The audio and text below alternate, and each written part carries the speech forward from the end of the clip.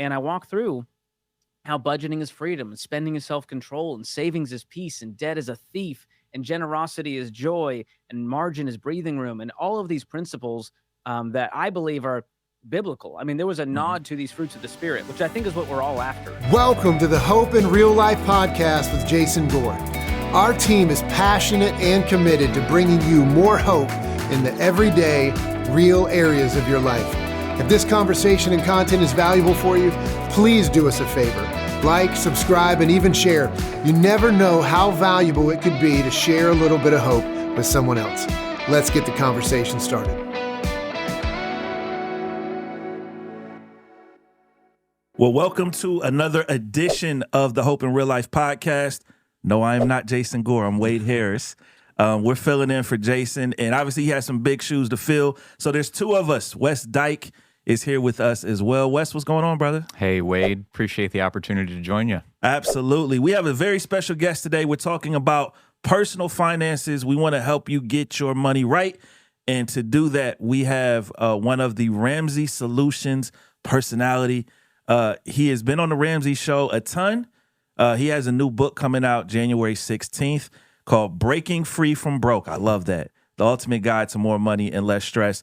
And he has about 70 million podcasts. I'll let him tell you about those podcasts. I didn't want to get those wrong. But he's great on YouTube, TikTok. His name is George Kamel, and he is with us. George, welcome. It's so good to be with you guys. I feel like a wiener in a steakhouse. You guys are so cool. You got this dope studio. I want to be in the room with you. So, but it's good to be with you virtually from Nashville, Tennessee. Absolutely. George, we appreciate that. We would love to get you here, man. So let's talk about that when we're done with this podcast and see how we can make that happen, man. I want to start here. I want to start here because we're talking about money management. Let's define it as you see it. Obviously, Ramsey has helped so many people over the years, self-included, get out of debt and really start to build wealth. But just from your perspective, how would you define money management? Well, I think money management is an interesting topic because a lot of people think they're managing their money when really they've just mastered the art of managing debt. And so they're really just good at debt management when they tell you about their credit score and the fact that they're getting cash back on their credit cards. And so to me, money management is having a sense of control and peace with your money to where you're planning for the future, not just being able to keep up with the past, which is what most Americans find themselves doing in today's day and age. So money management is going, I know exactly where my money's going. I'm hitting all of my financial goals. I'm getting ahead instead of just trying to keep up. Hey, George, some people are watching this and they're saying, wow, that guy looks really sharp, looks great. I bet he's had it all together for his life. But that's not your story, is it? Stunt double.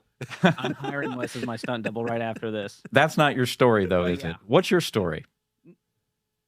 Well, I grew up with immigrant parents. My parents are from the Middle East, and so I grew up as a first-generation American, and I saw them sort of adapt to the American culture, and that included the money culture. So very quickly they went, well, we got to have a house, so let's get this mortgage. And, well, we don't have money to send you to college, but we'll take out the student loans and sign some Parent Plus loans, and we'll figure it out later. And that sort of became this American dream that we were sold, but we were delivered the American nightmare because I graduated with $40,000 in consumer debt between my student loans and my credit card debt. And, my parents did a great job raising us, and they were very frugal. But the money principles, they were just average. We were just another middle-class family, and I was just strapped with payments going, is this it? I'm cynical toward adulthood. I'm not going to hit my financial goals. I'm not making as much money as they told me I would make if I followed this primrose path of getting good grades and going to college of your dreams. And so it left me frustrated, anxious, stressed, and truly just kind of angry, just a cynical, angry person. And all of that turned into getting a job at Ramsey Solutions and trading in cynicism for hope, realizing that I don't have to stay like this. I can get out of debt much faster than I think. These student loans don't have to die with me, like many Americans have sort of just resigned themselves to. And so I followed the debt snowball, followed the Ramsey baby steps, got out of $40,000 in debt, met my wife at Ramsey. We got on this plan, debt-free together. We bought a house with no credit score. We paid it off early in our 30s, and we went from broke to millionaire in under a decade following this plan. So I'm just here shouting from the rooftops, if an average George can do it, anyone can. George, I'd like for you to talk about how you bought that house with no credit score. I've done the same thing. So this is not me asking you from a standpoint of, I don't know. But I think for a lot of people, when it comes to credit scores, when it comes to debt, they say, hey, I need a credit card to establish credit so I can buy a house, so I can buy a car. And then, of course, all that stuff with rewards and all that stuff that doesn't really matter. But just talk about that a bit of how you actually bought that house with no credit score. Absolutely. And I was like everyone else. I mean, my head would go 180 if someone said that to me 10 years ago. And so it took a big paradigm shift to realize once I got out of debt, you lose your precious credit score. Once all of your accounts are closed, about 6 to 12 months later, your score starts to drop and then it just disappears. It's called indeterminable. And so I thought, like everyone else, well, oh my gosh, how am I going to buy a house? And it turns out there's this old-timey thing called manual underwriting. We all know automated underwriting. The AI, the software, looks up your credit score, and the mortgage company goes, all right, let's give him a loan. Manual underwriting on a no-score loan just means a real person looks at your financial picture and looks at your tax returns and have you paid your insurance bills on time and your child care payments and your cell phone bill on time, and they grant you a mortgage based on your real financial picture instead of some magical 3-digit number that we've become obsessed with. And so it wasn't even that hard. It didn't take much longer. I still got an incredible interest rate, and we became homeowners the right way, the Ramsey way, and paid it off early. That is awesome. George, you mentioned you met your wife while working at Ramsey Solutions, and I know that money is a huge strain area for couples when it comes to their relationships. I believe we have a clip that we're going to run of some interviews that you did with some folks on the street, asking them about their personal finances, debt, money management. Let's run that clip, and then I got a question or two for you. Did you combine finances with your spouse? Oh, yeah. Completely? Yeah. No. We would do a joint account, but I'd have a prenup. Oh, okay. Saying, hey, if something goes down, That's right. you're not going to take That's me right. to the What I cleaners. put into this marriage, I'm taking out of this marriage. Would you be more likely to date someone if they made a lot of money? Is that a factor? Yeah, probably. Yes, a lot.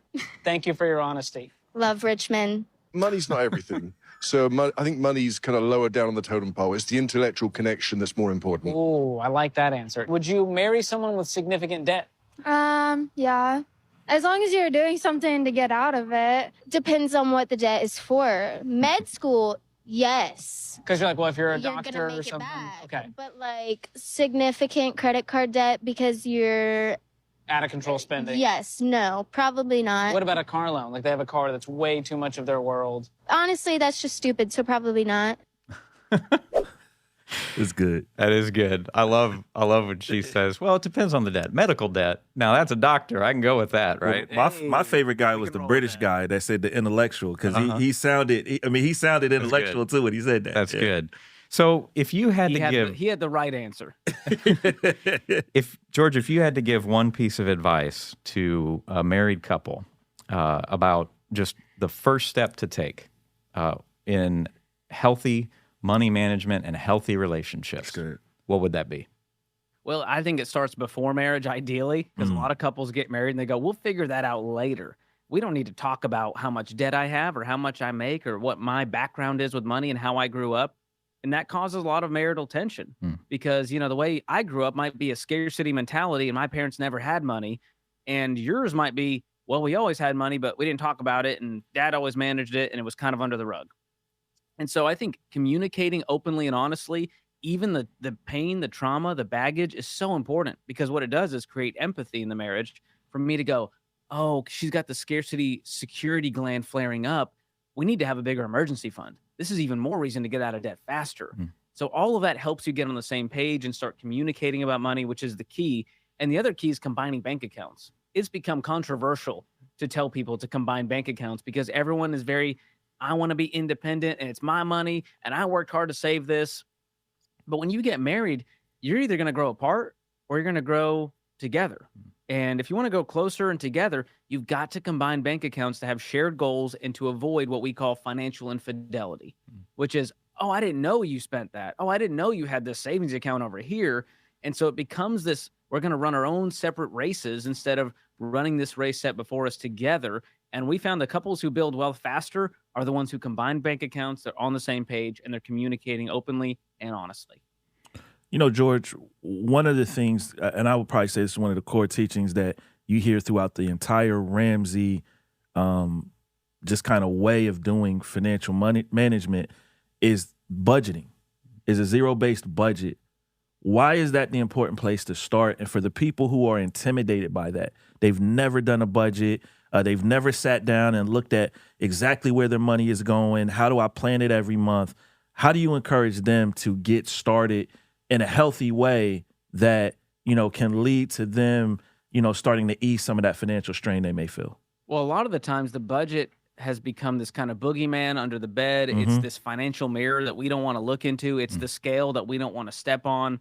But what we need to do is not see that as a scary piece, but as just a reality check. We got to figure out where we're at so that we know where we're going to go and how long it's going to take to get there. So if you can kind of just take the shame and guilt, because that's really what it is, on top of, maybe a convenience piece and laziness where it's just like, oh, I don't want to do a budget. It's just going to take forever. It's going to be a drag. I got to open an Excel spreadsheet. We've made it super easy with this app called Every Dollar. It's in the palm of your hand. And if you're married, both of you can have the app and be logged in to have total visibility. But all it is, it's a reality check of what did we make this month? What do we plan on spending? How are we going to hit our goals? And can we keep the lights on and save for college and save for retirement and go on that vacation? And too many people see it as restrictive, but I see it as freedom. Because once I put it on paper, I can go make that happen now. Oh my gosh, that's amazing. We could have $1,000 extra if we cut all these expenses, and we can actually save for that vacation faster if we did this over here. So all it is a game plan for how you're going to get to where you want to go financially. And the people that don't budget, you might still get there, but it's going to take you longer and it's going to be much more stressful because you don't truly know what the heck is happening with your hard-earned income. No, that's good. Let me ask you this, and this is kind of a personal thing, and I know you and your wife have been very together. You've been on the same page. How often do you guys dream, just about what you want to do in the future with your money, whether it's vacations, whether it's giving? I know you're a generous person, whether it's, whatever, but how often and what does that look like for you guys? Well, generally we have our kind of monthly budget meeting before the month begins where we go, all right, what's going on this month? This is very tactical. This is kind of like boring, nerdy. Hey, what's on the calendar? Hey, we have that party. Okay. We got to buy that thing, the gift for the party. We also have to get the babysitter for that night. Right. So let's add that in the budget. We got the dog daycare. All right, we're going to do that. And so we start to lay out what's happening this month on the calendar and how that affects our finances. And then weekly, we'll check in with each other and go, hey, what's going on this week? Hey, we forgot about this. Let's go back and adjust the budget. Because, your life changes over the course of a month. So don't act like you're going to have to get it perfect or else you shouldn't do a budget. It's going to fluctuate a little bit. You're going to move some things around. So don't be so rigid in that way. But then the other piece of it is checking in daily and going, hey, what happened on the bank account today? Just a quick daily check, track some transactions so that it doesn't become overwhelming. And Every Dollar makes this easy with the premium version because it connects to your bank account. So it's got my grocery store, the gas, all that. And I just drag it into the gas budget. I drag it into the grocery budget and it shows me exactly how much I have left to spend. So that is just a helpful mirror that we can look at daily, weekly, and monthly. Beautiful. Yeah. Hey, George, I want to maybe transition a little bit away from an individual. And, we know a lot of people listening, small business owners or folks that, are involved in helping manage a business. Would you offer any different or how similar would your recommendations be to a business owner for how they can apply these principles in their, not personal world, but in their professional world? Well, we are so passionate about small business here at Ramsey. We have our own brand for business owners and entrepreneurs called Entre Leadership. And it's how Dave grew this thing from a card table in his living room to the empire with 1,000 team members and this campus that we have today. And he loves coaching them. And the general principles apply. Now, the Ramsey baby steps don't apply because a business is run differently. But we run this business debt-free. And what we teach in Entre Leadership is the best way to run a business and grow a business is to do it at the speed of cash. And that might take longer, but it also reduces your risk and you're able to keep the lights on. You're able to avoid the layoffs because you're strapped with payments over here and the market took a shift. And so the principles that apply that are kind of in the Venn diagram are be completely debt-free, stay debt-free, run your business with cash. And on top of that, have savings. Have retained earnings that you're putting aside every month so that you can invest in the future and make that next hire and maybe buy that building one day that you've always dreamed of. So those are the principles that always apply there. On top of that, we have a lot of core values here at Ramsey. And we try to, over 30 years, we've made mistakes when it comes to hiring and how we've treated people. But these core values are kind of the guiding forces and principles that sort of are paired with the financial principles. And so all of that together has allowed us to help so many business owners, especially those who have a faith background, run really successful businesses, treat their teams well, leave a legacy, pass it down to their family in the right way. And it's been a beautiful thing to watch. It's some of the most inspiring stories we hear. It's really encouraging to hear you say that. I've been on staff at Hope Community Church now for a couple of years, and great credit to Hope's leaders and my predecessors that built an emergency fund, built a capital fund, have been accelerating debt pay down, giving 10% back outside the walls of the church. So it's just great to hear that that's very much in line with the experts and you. Yeah, and churches should be leading the charge on this. And listen, our church that I go to here locally, they inherited a bunch of debt when they had a merger. And they had $7 million of mortgage debt on the building and the campus. And they looked up and they went, we're sending $1 million a year to a lender between the payment and the interest. What could we do with $1 million as a church? And they started dreaming, and they got the congregation in on it. And they paid off that $7 million in a year with just focus, intensity. Dave Ramsey came to the church. They did a huge debt-free scream. And the stuff we get to do now, the community centers we're building, we have a whole ministry to provide single moms with cars and car repairs. We have an adoption wraparound ministry for foster care, supporting the needs. It's amazing and inspiring what you can do when you don't have any payments and a generous congregation.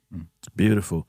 We are going to take a brief break from our show to let you know about a resource that we are making available to you. If you're looking for a resource on personal development or spiritual enrichment, then you've got to check this out. It's a free tool. Now, free to our listeners. Free is good. It was not free for us to create, but free for our listeners, made specifically for anyone who's looking for a bit more hope in their everyday life. Listen to the features: daily devotions, parenting tips, financial resources, marriage insights. There's even a community where you can share prayer requests if you've got things going on in your life, and you can see and know that other people are praying for you. This is going to be available in early January. We'll make sure everybody knows. Stay tuned.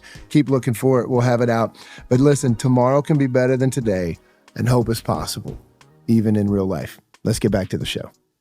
It's interesting. You have this book called Breaking Free from Broke that drops January 16th. The title alone just feels like it just encapsulates your brand, right? Like $40,000 in debt to you and your wife being millionaires. Talk a little bit about like what inspired that book. I mean, one of the things when I was reading it from the intro, when Dave said, hey, this is for a new generation. This is not Total Money Makeover, the first one, Financial Peace. Said financial peace for the new generation. I felt like that was like the biggest cosign that you could get for a book like that. Oh, that meant the world. And it was my secret goal, because I love the Total Money Makeover. I love financial peace. And I went, the times have changed, right? Yep. And so all of the younger generations are going, well, that's boomer advice. And I'm going, no, this is timeless wisdom. This is God's and grandma's ways of handling money. But I do think we need to deliver it in such a time and place that it connects differently. And so what I did was I hit all of the empathy pieces here of going, it is harder than it was 30 years ago. You're right. The boomers got to buy their house in 1970 for $30,000. And now a house is $400,000. Right. And the wages haven't increased, and inflation. And there's so many reasons why we say we're not going to get ahead with money. And I rose above that, not because I'm special, but because I made a decision, and I made a daily decision to buck that system entirely and just opt out of this matrix that we've created, especially in America. I mean, America's number one in a lot of things, and it's especially number one in debt. $17 trillion in debt, $1 trillion in credit card debt alone.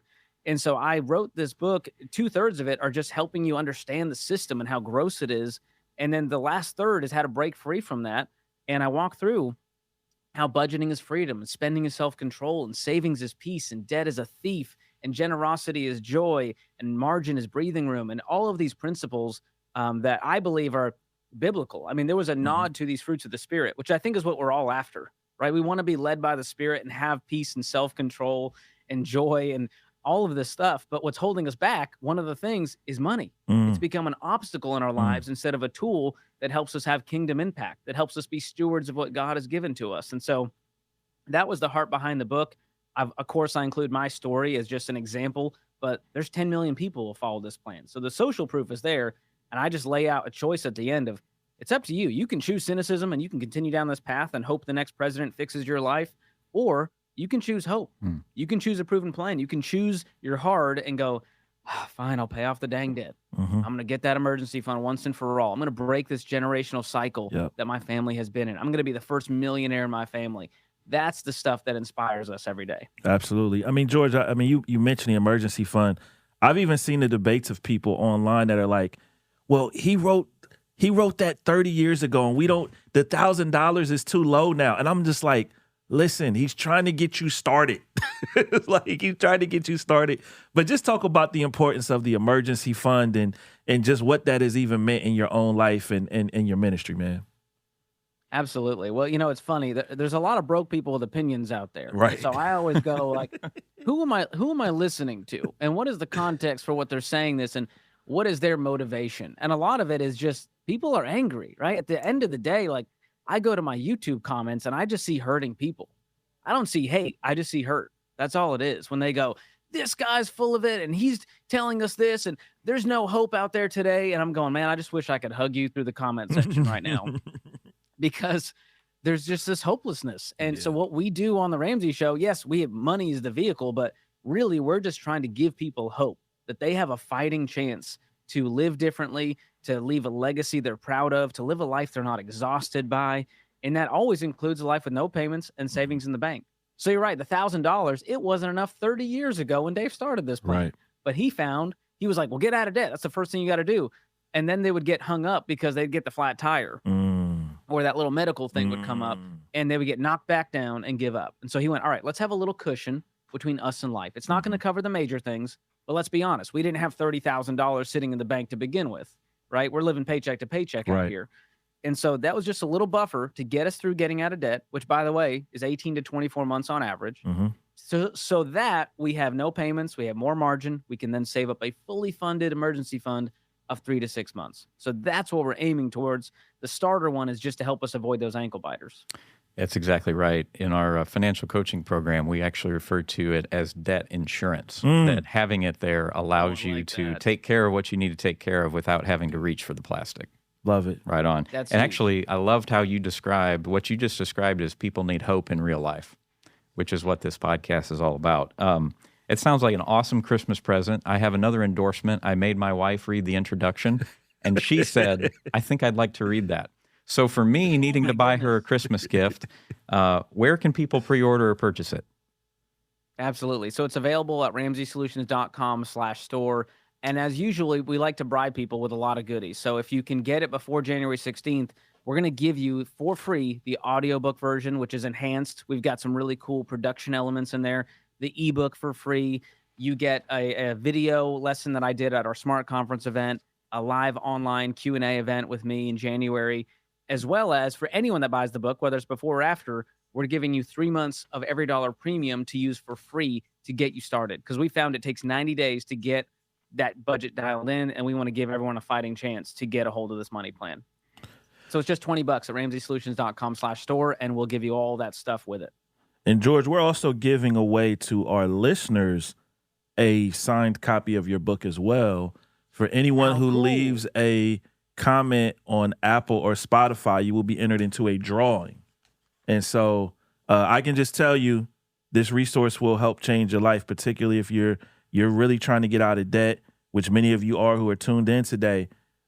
This is something that you want to get in your hands. So absolutely leave us a review. We'll put you in a drawing, and the winners will get that book. That's very kind of you guys. That's great. Do you still have time for a couple more questions? Let's hit it. Awesome. I'm here.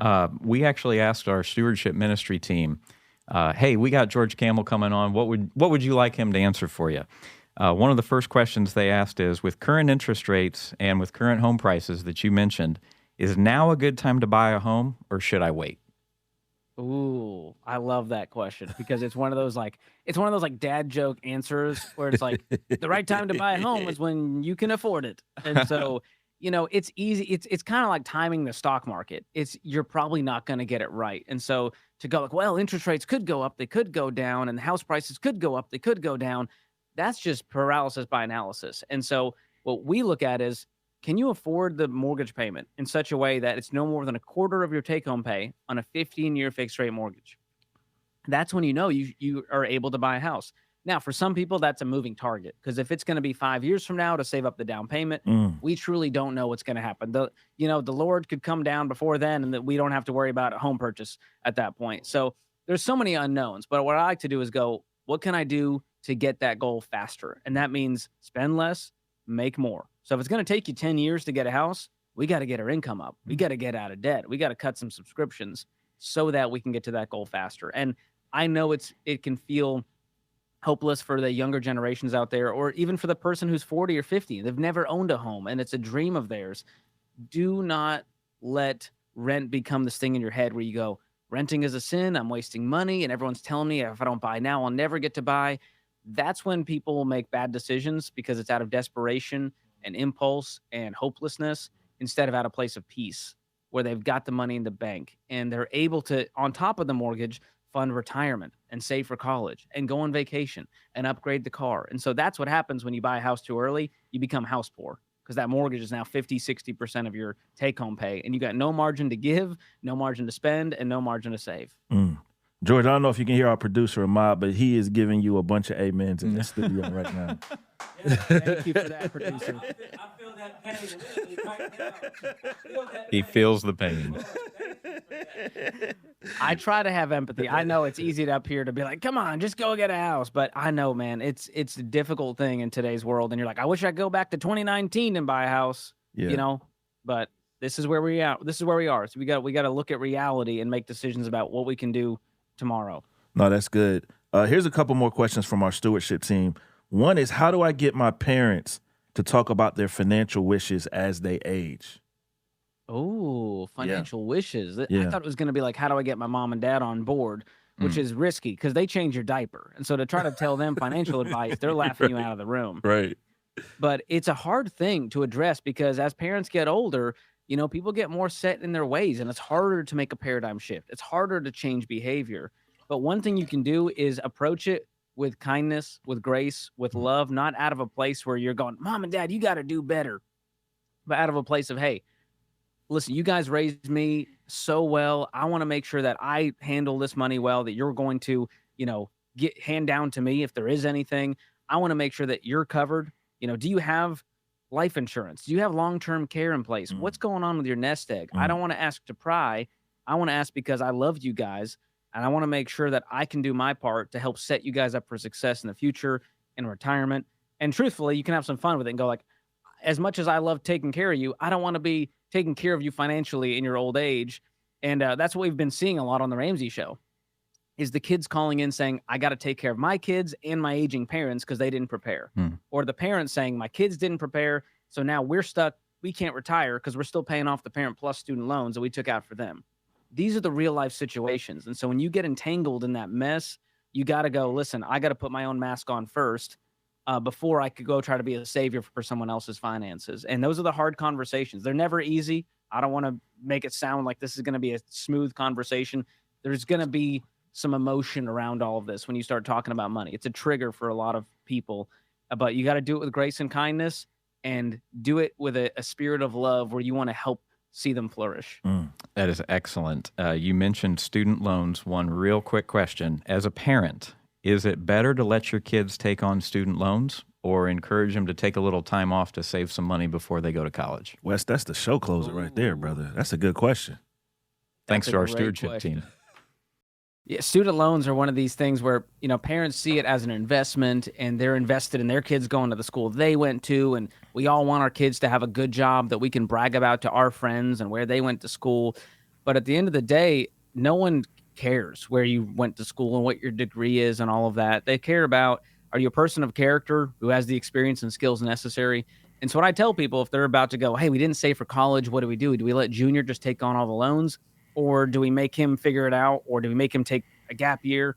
There's all kinds of things you can do, but one thing you got to do is take that off the table. And so once you do that, you make different decisions, and it becomes, well, maybe instead of the gap year, what if I could go to the community college? Because we could cash flow that with a part-time job.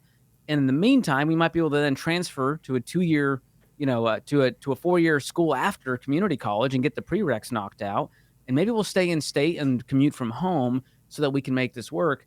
And so the job of the parent is to have the conversation early and to help them develop a plan. That may not mean mom and dad cover $300,000 of tuition.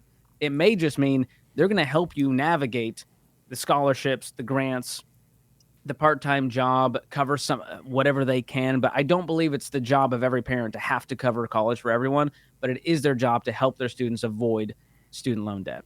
George, I love that. Love that answer, man. Student loan debt cripples so many people. We like to ask this question to every single one of our guests, and it's just to get to know you a little bit better. What are you hopeful for in the next 5 years? Like when you look at your life and everything you have going on for you, I mean, you have an amazing career. You've progressed from an intern to one of Ramsey's leading personalities. You've become a millionaire. I mean, what, like the next 5 years, what does that look like for George Kamel? Wow. Well, you asked me at the right time because I just became a dad 3 months ago. Hey, Wow. congrats. So that changes things. guys. Yes. I mean, you're just like, all the things that used to matter, you're now like, nothing matters anymore. This little girl, like, you know what I mean? Like, this precious little innocent, pure creature Yeah. that I have to protect at all costs. And so it's definitely changed the things I'm hopeful for. But I'll tell you, just like everyone else, if you start looking at the headlines, it's easy to get cynical and go like, gosh, America's in the tank, the economy, the president, what's going to happen with the housing market? And it can feel overwhelming. But when I look into my little girl's eyes and I'm just like, there is hope. Look at this precious gift from God that was bestowed upon us that we are now a steward of to raise. And it's such an incredible opportunity to go like, she doesn't have to be a part of that. She's going to be raised with financial peace. She's never going to know debt. And it's an incredible, hopeful feeling I have that while we can't change the world, we can change our household and we can change our family tree. And that gives me great hope because even though I can't cause world peace between Israel and Palestine, I can instill a character and a faith into this little girl who can then have a ripple impact on eternity. And to me, that's all that matters at the end of the day. My gravestone's not going to have my net worth on it, right? In that dash is just going to be, what did you do during your time on earth? How did you bless others? How did you raise your kids? How did you give? What kind of person were you? And so that gives me a different perspective on my financial goals. And it puts more emphasis on the relational goals and the spiritual goals and what kind of experiences do we want to have and what really matters. And so that's my new goal as a dad. And that's what gives me hope is this little girl that we get to raise in this wild, crazy, chaotic world. It's a fun challenge. George, that's beautiful, man. Congratulations to you and your bride on that. And that's just so inspiring. And I mean, that really encapsulates what we are trying to do with this podcast is give you a little bit of hope in real life. In those everyday moments. And so George's new book, you can see it behind him on the screen. It's called Breaking Free from Broke. It comes out January 16th. You definitely want to get that in your hand. Again, we're giving away free signed copies to anyone who leaves a review on Apple Podcasts, on Spotify, or on YouTube. You will be entered into a drawing. And so again, George, we thank you so much for your time, man. Thank you for just spending some with us. Oh, it's an honor. You guys are incredible hosts. Love what you guys are doing and leading Financial Peace University classes and the stewardship ministry. You are a beautiful picture of what the church should and can be. So thank you for what you guys do. Thank you, George. That's so encouraging, man. Well, until next time, remember to have some hope in your everyday life. And we thank you guys for tuning in. We'll see you next week. Thanks for tuning in to this episode of the Hope in Real Life podcast. If this content was valuable for you, don't forget, like, subscribe, share. You never know how important it could be to bring a little hope into someone else's life. There's even a place here for you to comment. We would love to hear from you and hear your feedback. Until next time, let's keep sharing hope.